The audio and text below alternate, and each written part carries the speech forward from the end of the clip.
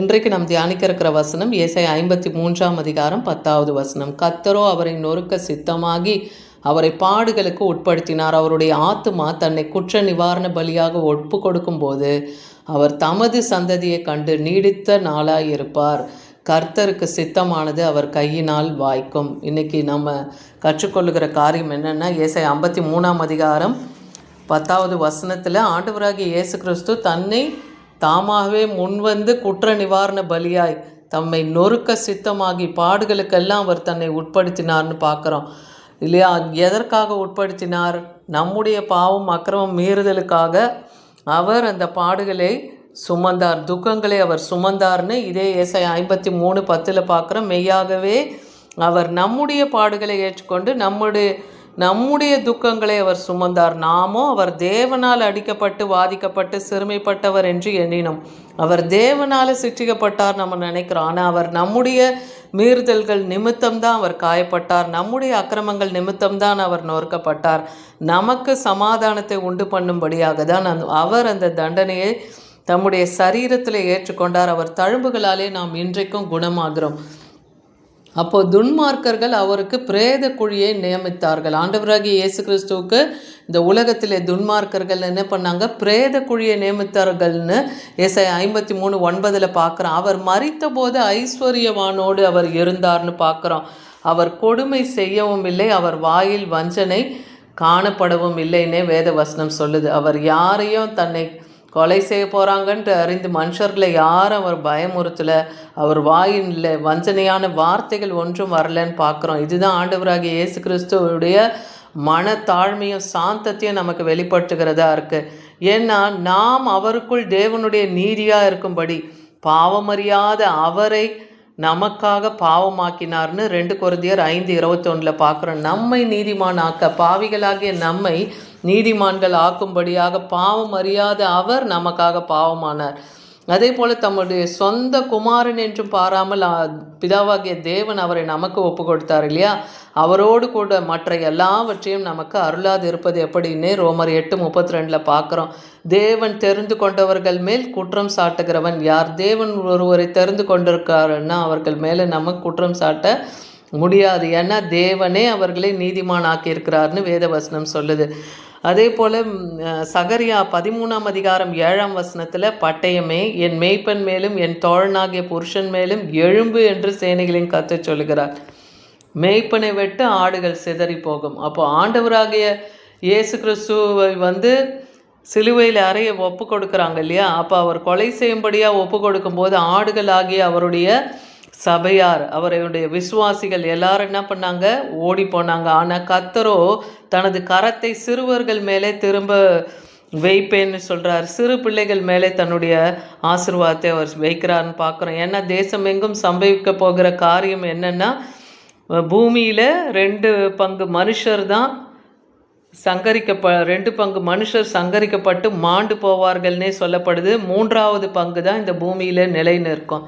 ஏன்னா இந்த பூமியில் நடக்க போகிற காரியங்கள் நிறைய கொள்ளை நோய்கள் வரும். அதே போல் இந்த யுத்தங்களினாலே அநேகர், இயற்கை சீற்றங்கள்னாலே அநேகர் மரித்து போவாங்க இல்லையா? பூமியில் 2 பங்கு மரித்து போகும், 1 பங்கு தான் உயிரோடு இருக்கும். அந்த 3வது பங்கு உயிரோடு இருக்கிறாங்க இல்லையா? அவர்களில் ஆக்கினைக்கு தேவன் உட்படுத்துவார்.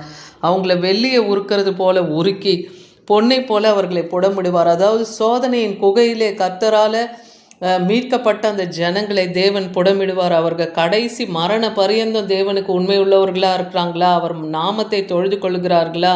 அவரை மறுதளிக்காமல் இருக்கிறாங்களான்னு சொல்லி தேவன் வைத்திருப்பார். அப்போ அவர்களுடைய விண்ணப்பத்தை எல்லாம் தேவன் கேட்பார். அவர்களை தன் ஜனமாய் தேவன் எடுத்துக்கொள்கிறார்.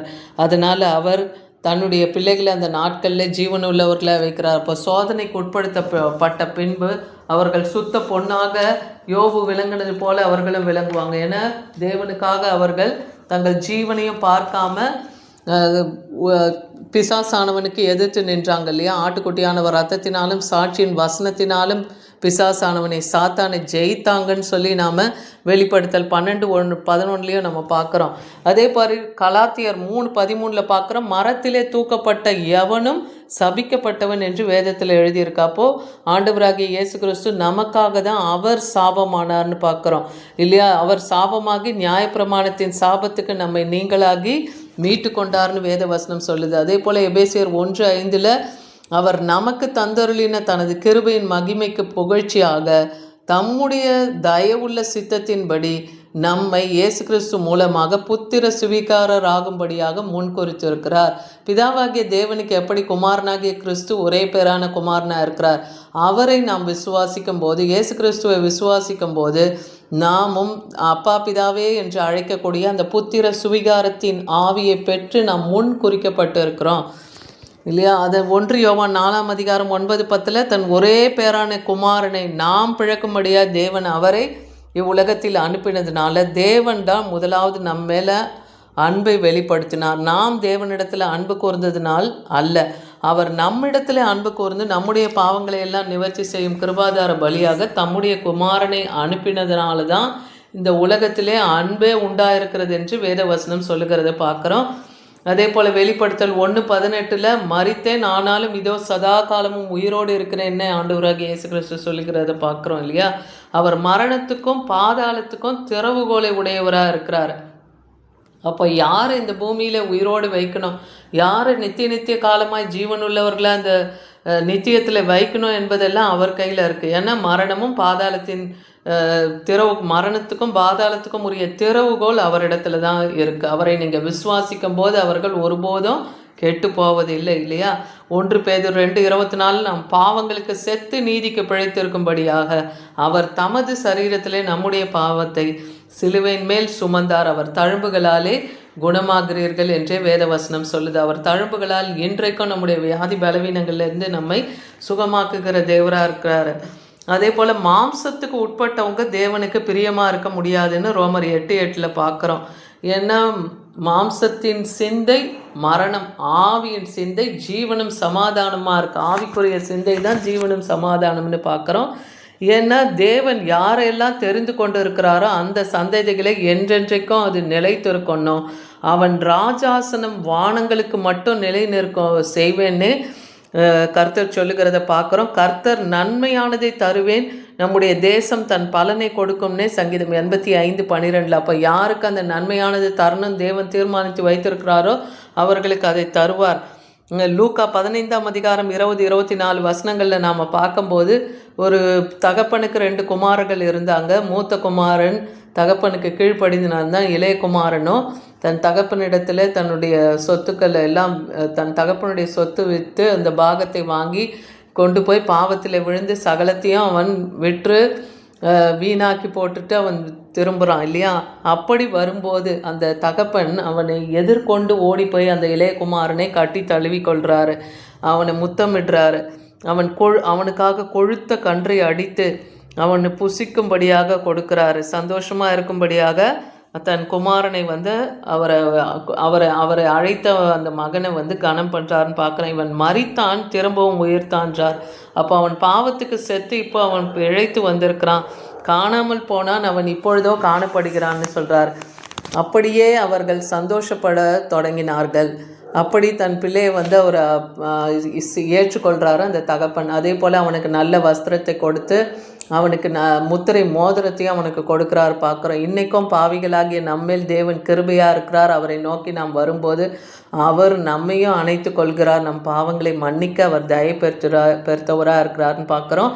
ஏசாயா 46:10 அந்தத்தில் உள்ளவைகளையும் ஆதி முதற்கொண்டு இன்னும் செய்யப்படாதவைகளையும் பூர்வ காலம் முதற்கொண்டு நான் உங்களுக்கு அறிவிக்கிறேன்னே சொல்கிறார். சகலத்தையும் தன்னுடைய பிள்ளைகளுக்கு. அப்போ கர்த்தர் தமக்கு சித்தமானவைகளை அவர் செய்கிறார்னு இன்னைக்கு வசனம் சொல்லுதுன்னா, யாருக்கு ஆதி முதற்கொண்டு இன்னும் செய்யப்படாதவைகள் பூர்வ காலம் முதற்கொண்டு உள்ளவைகளை எல்லாம் அறிவிக்கணும்னு சித்தம் கொண்டு இருக்கிறாரோ அவர்களுக்கு அதை அறிவிக்கிறார். அவருடைய ஆலோசனையை நிலைநிறுத்துகிறார். அவருக்கு சித்தமானதை எல்லாம் அவர் செய்கிறார்னு பார்க்குறோம். அதே போல் ஏசாயா 42:1 இதோ நான் ஆதரிக்கிற என் தாசன் நான் தெரிந்து கொண்டவர்னு சொல்கிறார். அவர் ஆதரிக்கிற அவர் தாசன் யார்? ஆண்டவராகிய இயேசு கிறிஸ்து தான். அவருடைய ஆத்மாவுக்கு பிரியமாக இருக்கிறார்னு பார்க்குறோம். அதனால் என் ஆவியை அவர் மேல் அமர பண்ணினேன்னு பிதாவாகிய தேவன் சொல்கிறார். அவர் புறஜாதிகளுக்கு நியாயத்தை வெளிப்படுத்துவார். அப்போ ஊழியத்தை செய்யணுன்னா கர்த்தருடைய ஆவி நம்ம மேலே இருந்தால் தான் நாம் போய் புறஜாதிகளுக்கு சுவிசேஷத்தை அறிவிக்க முடியும். அப்போ இன்னைக்கு அதே போல் அந்நாட்களிலே ஆண்டவராகிய இயேசு கிறிஸ்துவின் மேலே பிதாவாகிய தேவன் தன்னுடைய ஆவியை அருளினார், அமர பண்ணினார். அவர் புறஜாதிகளுக்கு நியாயத்தை வெளிப்படுத்துவார். அதே போல் இப்பொழுதும் அவர் மறுபடியும் இந்த பூமிக்கு அவர் வரும்போது நித்திய நியாயாதிபதியாக வரப்போகிறார். அவனவன் கிரியைக்கு தக்க பலனை தன் கரத்திலே அவர் கொண்டு வந்து நியாயத்தை வெளிப்படுத்த போகிறார் இல்லையா? அவர் வர காலம் சமீபமாக இருக்கிறது. அதே போல் யோவான் 12:24 பார்க்குறோம், மெய்யாகவே மெய்யாகவே நான் உங்களுக்கு சொல்லுகிறேன், கோதுமை மணியானது நிலத்தில் விழுந்து சாகாவிட்டால். ஒரு விதையை விதைக்கிறோம், அது செத்தாதான் அந்த விதை முளைக்கும். அது செத்து அது சாகாமல் அது தனித்திருந்தால் அதனால் பலன் இல்லை. அந்த செத்தது அந்த விதை செத்து அது மிகுந்த பலனை கொடுக்காது. மறுபடியும் ஒரு பயிராக உருவாகி அது தானியத்தின் பலனை கொடுக்கறது போல தான் தன் ஜீவனை வெறுக்கிறவன் தான் நித்திய ஜீவனை அடைய முடியும். தன் ஜீவனை நேசிக்கிறவன் அதை எழுந்து போவான்னே வேத வசனம் சொல்லுது. அதே போல் சங்கீதம் 21:4 அவர் உம்மிடத்தில் ஆயுசை கேட்டார், நீரோ அவருக்கு என்றென்றைக்கும் உள்ள தீர்க்காயுசை கொடுத்தீர். இது யாரை குறித்து சொல்லப்படுதுன்னா ஆண்டவராகிய இயேசு கிறிஸ்துவை குறித்து தான். பிதாவாகிய தேவனிடத்தில் அவர் ஆயுசை கேட்டார், ஆனால் தேவனும் அவரை என்றென்றைக்கும் தீர்க்காயுசு உள்ளவராய் வைத்திருக்கிறார். இன்றைக்கும் நமக்கும் அந்த தீர்க்காயுசை அவர் கொடுக்க முடியும். ஏன்னா ஆண்டவராகிய இயேசு கிறிஸ்துவ பிதாவாகிய தேவன் அனுப்பின தன் குமாரனை விசுவாசிக்கிறவன் எவனும் கெட்டு போகாதபடி நித்திய ஜீவனை அடைவதே பிதாவுடைய சித்தமாக இருக்கிறது. அப்போ இன்றைக்கி யாருக்கு அந்த ஜீவனை நித்திய ஜீவனிலே அவர்களுக்கு என்றென்றும் அவர்களோடு கூட, அதாவது பிதா குமாரன் பரிசுத்தாவியோடு இருக்கக்கூடிய அந்த பாக்கியத்தை வைத்திருக்கிறார். அவர் சித்தம் உள்ளவர்களுக்கு அதை இன்றைக்கும் கொடுக்க அவர் தேவன் வல்லமை உள்ளவராக இருக்கிறார். நாமும் விசுவாசிக்கும் போது அந்த நித்திய ஜீவனிலே அவர்களோடு என்றென்றைக்கும் காணப்படுவோம். ஆமீன்.